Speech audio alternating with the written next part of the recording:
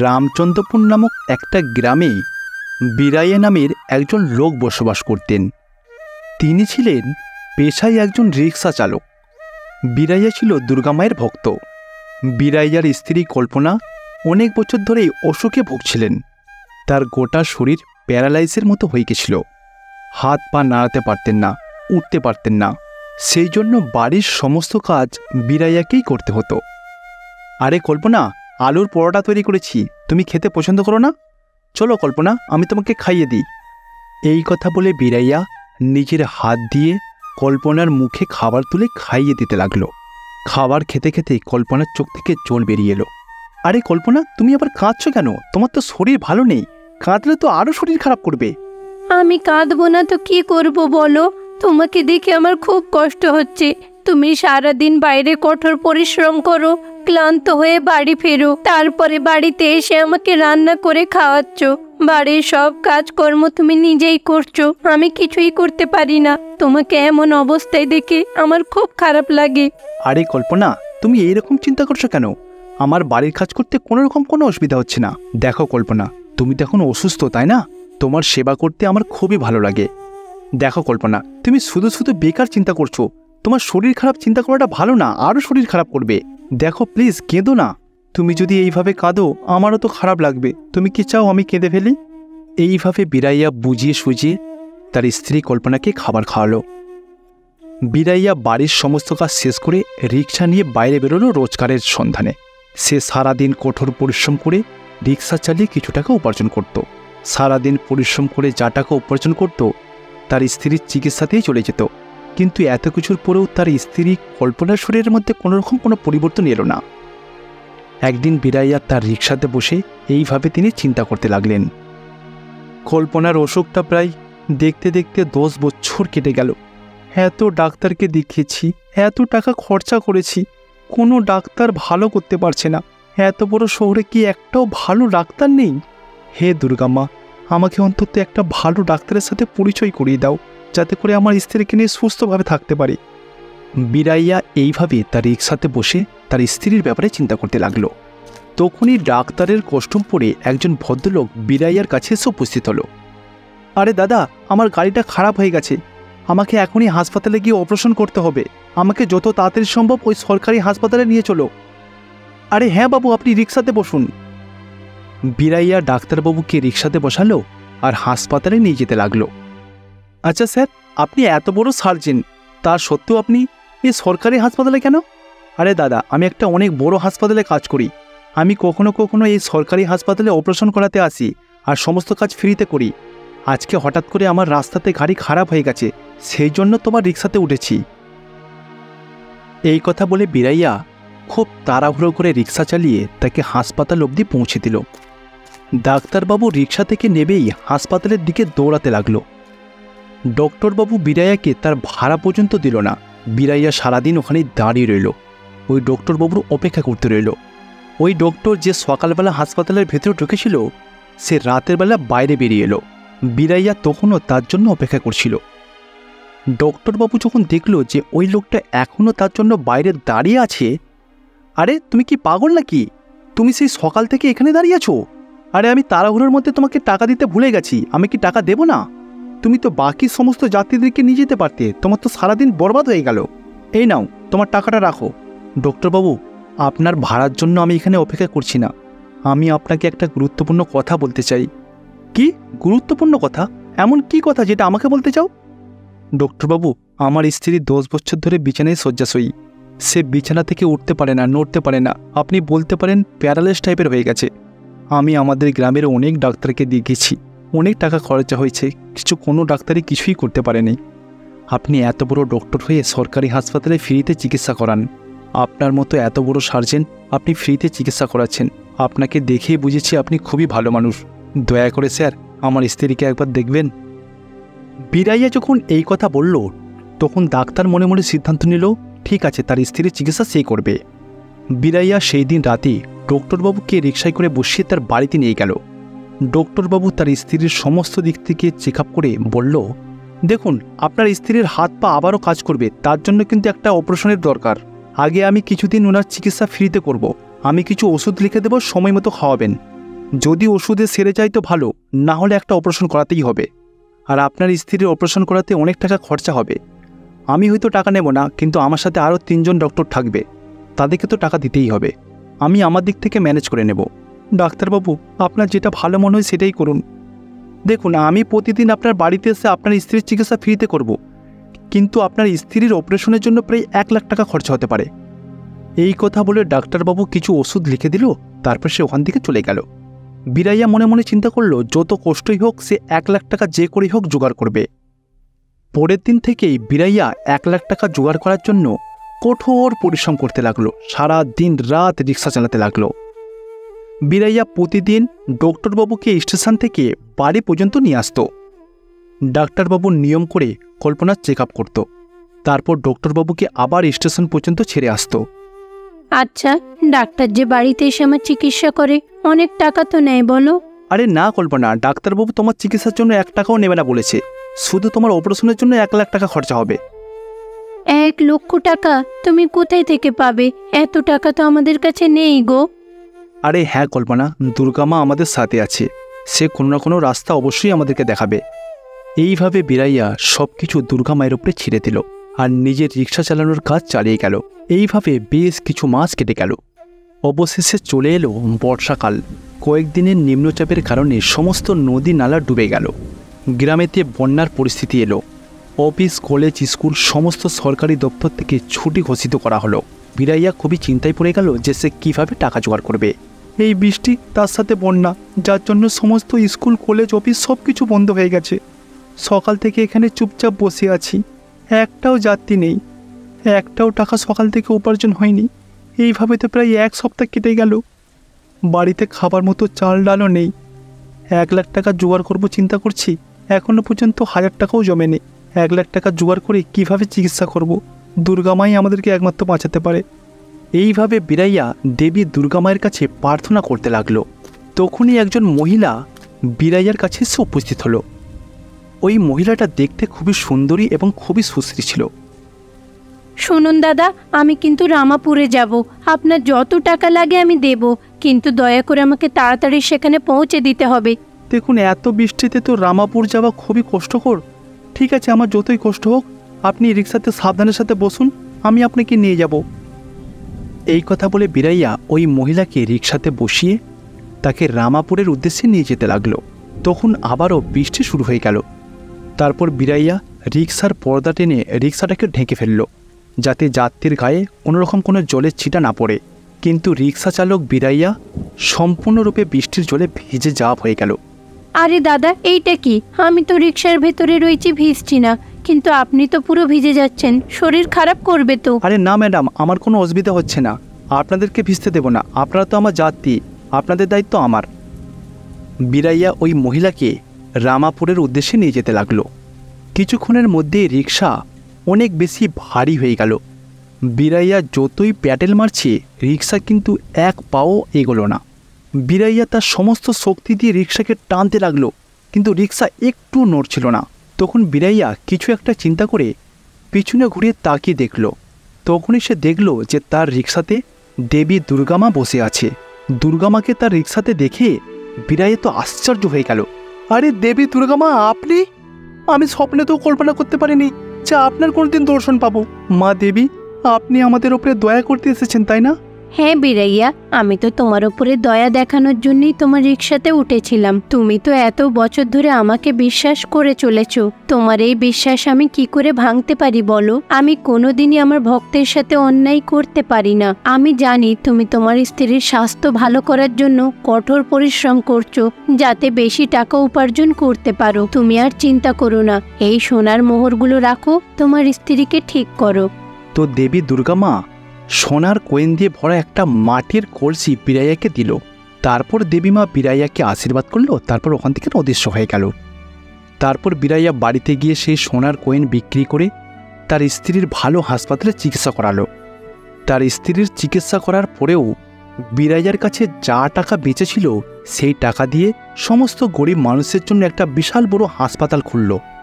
তারপর বীরাইয়া বাকি জীবনটা তার স্ত্রীর সাথে সুখে শান্তিতে কাটাতে লাগলো। সুন্দরপুর নামক গ্রামেতে একটা মাটির উঁচু ঢিপি ছিল, তাতে নাকি একটা সাপের জন্ম হয়েছে। সেই সাপ ছিল একজন নাগিনী। ওই নাগিনী গ্রামের প্রতিটা মানুষকে কোনো না কোনো কারণবশত রক্ষা করতেন। এই বিষয়টা কিন্তু গ্রামের লোকরা জানতেন না। গ্রামেতে একটা দুর্গা মায়ের মন্দির ছিল, আর ওই টিলাটা ছিল ওই মন্দির থেকে কিছুটা দূরেই, কিন্তু গ্রামের লোকেরা ওই টিলার কাছে যেতেন না। তারা শুক্রবার এবং মঙ্গলবার মা দুর্গার পুজো করতেন। নাগিনীও দুর্গা মায়ের খুব বড় ভক্ত ছিল। সে মা দুর্গার বিশেষ দিনেতে পুজো দিতে পারতেন না বলে আফসোস করত। এত বছর ধরে এই গ্রামের মানুষগুলোকে সন্তানের মতো দেখাশোনা করে গেছে। मेरे वजह से उनके लिए मेहनत भी नहीं होने तो এই গ্রামের এলাকায় একটা বিভাগীয় যে এমন নেই পারে আমার টিলে দেওয়ার সাইডে একটা প্রদীপ জ্বালাবে। আমারও তো এই মেয়েরা করে মা দুর্গার পুজো দেবে কো যাকে পূজা করো তো এই দিলে আসে না তো কই আসা এখানে চাই না বাইরে হয় না কিছুদিন পরে না আর দিন চলে আসবে এর যে আমার তার নাগিনীরা কি পুজোতে আমি হবে কিন্তু আমার এই ভাগ্যটা খারাপ এখানে আমায় একাই থাকতে হবে। নাগিনী মনে মনে ব্যাপারগুলো চিন্তা করে মনে মনে অনেক কষ্ট পেত। ওই সুন্দরপুর নামক ছোট্ট গ্রামেতে আর একজন মহিলা ছিল যার নাম ছিল কল্পনা। কল্পনাও মা দুর্গার খুব বড় ভক্ত ছিল। কল্পনা চুড়ি বিক্রি করে নিজের জীবনযাপন করত। মার কৃপাতে আজকে সব আন্দিজালো ডিগ্রি হয়ে গেলে খুব ভালো হবে। আচ্ছা দেখা যাক কি হয়। এখন কেমন চলছে তো সব এই মাসে তো সব মহিলারাই মহিলা আবার একে অপরকে চুড়ি কিনে উপহার হিসেবে দেয়। দেখা যাক। কল্পনা একটা ঠেলা গাড়িতে করে সমস্ত চুড়ি নিয়ে গোটা গ্রাম গ্রাম ঘুরে ঘুরে চুড়ি বিক্রি করত। এইভাবেই তিনি এক গ্রাম থেকে অন্য গ্রাম ঘুরে ঘুরে চুড়ি বিক্রি করতে পছন্দ করত। যাক বাবা, মা দুর্গার কৃপাতে আজ ব্যবসাটা খুব ভালো হয়েছে। অনেকেই মেরে পাই হবে চুরিয়া থাকলে আমার এত ভালো টাকায় উপার্জন হবে। আমাকে আর চেষ্টা করতে হবে আশেপাশের আরো কয়েকটা গ্রামে গিয়ে চুরি বিক্রি করার। কল্পনা প্রতিদিন একই কাজ করতেন। এই গ্রাম থেকে এই গ্রাম ঘুরে ঘুরে চুড়িগুলোকে বিক্রি করতেন। এইভাবে সে দুপুরের খাবার শেষ করতেন। সারাদিন এই গ্রাম ওই গ্রাম ঘুরে ঘুরে সমস্ত চুড়িগুলো তিনি বিক্রি করে ফেলতেন। তারপর সে খালি ঠেলাগাড়ি নিয়ে বাড়ি ফিরতে লাগলেন। যেহেতু সন্ধ্যা হয়ে গেছিল, সন্ধ্যা নামার সঙ্গে সঙ্গে নাগিনী তার গর্ত থেকে বাইরে বেরিয়ে এলো। যার তো বাইরে অনেক অন্ধকার হয়ে গেছে, সব লোক এখন যে যার নিজের বাড়ি ঢুকে পড়েছে। তুমি আর এখন যাই আর বাইরে আরামে ঘুরবো। এইটা চিন্তা করে ওই নাগিনী তার গর্ত থেকে কিছুটা দূরে একটা পুকুর পাড়েতে গেল। সেখানে তিনি একটু হাওয়া খাচ্ছিলেন। সন্ধ্যাবেলায় ফিরফিরে হাওয়ার সাথে তিনি প্রকৃতির সৌন্দর্য অনুভব করছিলেন। বাহ বাহ, আজকে সন্ধ্যে आज मैं आज काश्मीर मंदिरे যাব। मंदिर में সেখানে গিয়ে মা দুর্গাকে মা আমার মনে শুনে যাও তো কষ্ট জানা যাক। একমাত্র মা দুর্গা তো আছে আমাকে বাতাও সব দুনিয়া কষ্ট বুঝে আজকে বানাকে সব জানাবো। অন্যদিকে কল্পনা তার খালি ঠেলাগাড়ি ধাক্কা দিতে দিতে বাড়ি ফিরছিলেন। আরে আরে কি এখন তো বর্ষাকালও নয়, এই অসময়ে এত বৃষ্টি হচ্ছে যার কারণে রাস্তার বাড়ি থেকে কারেন্টগুলো জলে জমে গেছে, কাদায় ভোজে জানে কি অসুবিধা হচ্ছে। কল্পনা মাটির এবড়ো খেবড়ো রাস্তা দিয়ে ঠিক করে গাড়ি নিয়ে হাঁটতে পারছিল না। এইভাবে চলতে চলতে হঠাৎ করে পা স্লিপ করে সে পুকুরে পড়ে গেল। নাগিনী দূর থেকে এটা লক্ষ্য করলো। আরে আরে মনে হচ্ছে না পুকুরে কেউ পড়ে গেছে। এই কথা বলে নাগিনী সঙ্গে সঙ্গে পুকুরে নিয়ে পড়ল আর কল্পনাকে ওখান থেকে উদ্ধার করে মাটিতে শুইয়ে দিল। নাগিনী কল্পনার শরীরে স্পর্শ করা মাত্রই কল্পনার শরীর থেকে সমস্ত আঘাত দূর হয়ে গেল। কিছুক্ষণ পরে কল্পনার জ্ঞান ফিরল। সে দেখল যে তার সামনে একটা নাগিনী দাঁড়িয়ে আছে। প্রথম দেখার সঙ্গে সঙ্গে সে খুবই ভয় পেয়ে গেল। এত জোরে সে ভয় পেল, সে কোনো কথা না বলে সঙ্গে সঙ্গে উল্টো দিক থেকে দৌড়াতে শুরু করলো। বাবা, ওই মহিলা আমাকে দেখে পালালো কেন? ধন্যবাদ তো দিতেই পারতি। আমি যে ওর প্রাণ বাঁচালাম সেইটা তো ভুলে গেছে। তবুও তো আমাকে দেখে ভয় পালিয়ে কি মনে করছে আমি হয়তো কোনো বিষাক্ত না দেখছে, এই কারণে ভয় পালিয়েছে। আমি কি করবো? এইসব দেখে কল্পনার খুবই খারাপ লাগলো। তার মনে মনে খুবই কষ্ট হলো। তারপর সে পাশে দুর্গা মায়ের মন্দিরেতে গেল। মন্দিরে প্রবেশ করা মাত্রই মা দুর্গা তার কাছে প্রকট হলো। আপনাকে নমস্কার। নাগিনী, তুমি কেমন আছো? কেন কি হয়েছে আমাকে বলো। আগো তুমি কি সমস্ত নাগালোকের উপরে রেগে আছো? তুমি যদি পারো না নাগালোকে যেতে পারো, দেখবে তোমার সমস্ত দুঃখ কষ্ট দূর হয়ে যাবে। হে মা দুর্গা, আপনি তো সবকিছু জানেন, তা সত্ত্বেও এইভাবে বলছেন। আপনি তো জানেন আমার মনের কষ্টটা কি। তো তাহলে আমার না বলো তোমার কষ্টটা। হ্যাঁ, এত 2 বছর ধরে ওই গ্রামে একটা ছোট্ট টিলাতে থাকি। এই গ্রামের মানুষদেরকে আমি অনেক ভালোবাসি, ওদেরকে সবসময় রক্ষা করি। কতবার ওদেরকে বিপদের হাত থেকেও বাঁচিয়েছি, বন্যার হাত থেকেও বাঁচিয়েছি। আমি ওদের কষ্ট দেখতে পারি না, কিন্তু ওরা তো কেউ আমার মনের কষ্টটা বোঝে না। ওরা তো এটা জানে না যে আমি ওদের কত সাহায্য করেছি, কিন্তু ওরা তো কেউ আমাকে সাহায্য করে না, আমাকে বোঝেই না ওরা। আজ পর্যন্ত আমি কোনো ব্যক্তি একবার এসে আমার এই টিলেতে একটা ছোট প্রদীপও জ্বালায়নি। আমার মতো আরো কত নাগ নাগিনী ভাই বোনেরা রয়েছে, তারা তো আলাদা আলাদা জায়গায় থাকে, তারা তো পুজো প্রাপ্তি করে, কিন্তু আমাকে তো এখানে একাই থাকতে হয়। আমার এইভাবে থাকতে আর ভালো লাগে না। দেখো নাগিনী, আমি তোমার সব কষ্ট বুঝতে পারছি, তোমার সমস্ত কষ্ট আমি দূর করে দেব। আমি এমন কাজ করব যাতে তোমার মনটাও শান্তি পাক। তুমি যাও, এখন তোমার বাসায় ফিরে যাও, বুঝেছো? সমস্ত কিছু কথা শোনার পরে নাগিনী খুশি খুশি মনে তার গর্তের ভেতরে চলে গেল। পরের দিন সকালবেলা কল্পনা সমস্ত গ্রামবাসীকে ডেকে ওই নাগিনীর ব্যাপারে বলল, যেটা গতকাল রাতে তিনি দেখেছিল। আরে কল্পনা, বলছো কি? তুমি যেটা দেখেছো সেটা কি সত্যি? আমাদের গ্রামে নাগিনী এলো কোথা থেকে? না না দাদা, আমি যেটা দেখেছি সেটাই এসে বলছি। আমি একেবারে সত্যি বলছি। আমি দেখেছি সেখানে একটা সাপ ছিল, যার অর্ধেক শরীর মানুষের মতো আর অর্ধেক শরীর সাপের মতো দেখতে ছিল। এইরকম বিচিত্র রূপের প্রাণী তার আগে তো আমি কোনোদিন দেখিনি, সত্যি বলছি। আমি যতদূর জানি আমাদের গ্রামের মন্দিরের পাশে যে উঁচু টিলা রয়েছে ওখান থেকেই বেরিয়েছে। দেখো গ্রামবাসীরা, আজকের পর থেকে তোমরা ওই উঁচু টিলার কাছে একদমই যাবে না, ঠিক আছে?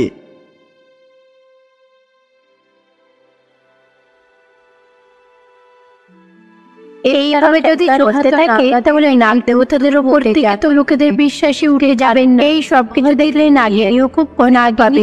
ওই গ্রামবাসীদের জন্য যা কিছু করেছে তার জন্যই চাই সম্মান তার পাওয়া উচিত। আমি এবারে নিজে গ্রামবাসীদের কাছে গিয়ে আপনাদের বিশেষত্ব জানাবো। তারপর দেবী দুর্গা একজন সাধারণ মহিলার রূপ ধারণ করলো। তারপর সে সমস্ত গ্রামবাসীদের কাছে গেল। দেবী, আমার নাম হলো দুর্গা। আমি শুনেছি গ্রামে একটা রাস্তা ছোলা টিলে রয়েছে, আমি সেখানে গিয়ে পুজো করতে চাই। আরে দিদি, আপনি কি বলছেন? আপনি সেখানে গিয়ে পুজো করবেন, কিন্তু কেন? আমাদের গ্রামের কোনো লোকই ওখানে যায় না, কারণ আমাদের পূর্বপুরুষরা বলতো যে ওই গর্তে নাকি একটা নাগিনী বসবাস করে। কিছুদিন আগেই তো কল্পনা একটা নাগিনীকে দেখেছে। আমাদের তো ওখানে যেতে খুবই ভয় লাগে, আর আপনি ওই জায়গাটার পুজো করতে বলছেন?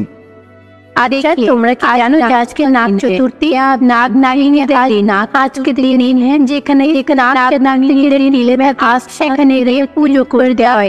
এই নাগ নাগিনীরা কি নাগ নাগ ভালো হয়, কারোর কোনো ক্ষতি করে না। ওসব সবসময় তারা লোকেদের না জানি তাদেরকে সাহায্য করায়। তাই আমাদের তো উচিত ধন্যবাদ সহজে তাদেরকে আজকে দিনে পুজো করার। তারপর দেবী দুর্গা পুজোর সমস্ত সামগ্রী নিয়ে ওই গর্তের কাছে গেল। গ্রামের লোকেরাও অবাক হয়ে ওই মহিলার পিছু নিল। আরে এইসব এখানে কি হচ্ছে? কি তোমরা কি এই জন্মের যেন পরোয়া করো না? বিনা চিন্তা নেই। দেখুন, আপনি এসব কথাবার্তা বলছি। আজ এই অজানা সাপেল দেখার সময় ফায়দা আমাদের তো কোনো লাভই হবে না। দেখো তোমরা, আমি কোনো বেকার কথাবার্তা বলছি না। এখানে কিন্তু সাপেদের দৈব জন্ম হয়। তোমাদের যদি বিশ্বাস না হয়, দেখো এখানে সাপেদের আশা রয়েছে। এখানেই কিন্তু আমাদের কার্য করা উচিত। এই কথা বলে দুর্গা দেবী ওই জায়গাটাকে খুব ভালো করে ঝাড় দিয়ে পরিষ্কার করলো। ওই উঁচু সাপের গর্তের টিলাটাকে খুব ভালো করে ফুল দিয়ে সাজালো। তারপর ওই জায়গাতে প্রদীপও জ্বালালো। নাগিনী গর্তের ভেতর থেকে সবকিছু লক্ষ্য করছিল। সে যখন বুঝতে পারলো এটা মা দুর্গা দেবী, তখন সে খুবই প্রসন্ন হলো আর গর্ত থেকে বাইরে বেরিয়ে এলো। মুঝে মা দুর্গা, আমি এতদিন খুব কষ্ট পেতাম যে আমাকে কেউ পুজো করে না, কিন্তু কোনোদিন ভাবিনি যে সত্যি আপনার হাত থেকে আমি পুজো পাবো মিলেগি। নাগিনী যখন গর্ত থেকে বেরিয়ে ওই মহিলার সাথে কথা বলতে লাগলো, গ্রামের লোকেরা তো এটা থেকে অবাক হয়ে গেল। তখনই দেবী দুর্গা, যে একজন সাধারণ স্ত্রীর রূপ ধারণ করেছিল, সে তখন তার আসল রূপেতে ফিরে এলো। এটা দেখে গ্রামের লোকেরা তো আরো বেশি আশ্চর্য হয়ে গেল। আমরা যেটা দেখছি সেটা কি বাস্তবেও সত্যি? শোনো গ্রামবাসীরা, তোমাদের গ্রাম যে এতদিনে এত উন্নতি করেছে সব কিন্তু এই নাগিনের কারণে। নাগ দেবতারা কিন্তু অনেক বছর ধরে তোমাদের আর তোমাদের পরিবারের কিন্তু রক্ষা করা চলেছে। কিন্তু তোমরা এই নাগিনের পুজো করাই ভুলে গেছো, কারণ তুমি আশাটাকে দেখে ভয় পাও, আশেপাশে কেউ আসো না। সেই কারণে আমি সাধারণ মহিলার রূপ ধারণ করে এখানে এলাম আর নাগ দেবতাদের পুজো করলাম। আর এই সব কিছুর বিষয়ে তোমাদের জানাতেও এসেছিলাম। পূজার বাড়ি থেকে প্রত্যেক দিন তোমরা এই নাগিনীর বাসার সামনে এসে পুজো করবে, ঠিক আছে? এই নাগিনী কিন্তু তোমাদের রক্ষা করবে। এই কথা বলে মা দুর্গা ওখান থেকে অদৃশ্য হয়ে গেল। নাগিনীও মনে মনে অনেক খুশি হয়ে নিজের গর্তের মধ্যে চলে গেল। সেই দিনের পর থেকে ওই গ্রামের সমস্ত গ্রামবাসী ওই গর্তের সামনে এসে নিয়মিত পুজো করত। তার সাথে নাগিনীও অনেক খুশি হলো। সেই দিনের পর থেকে সে সমস্ত গ্রামের লোকেদের সাথে মিলেমিশে থাকতে লাগলো।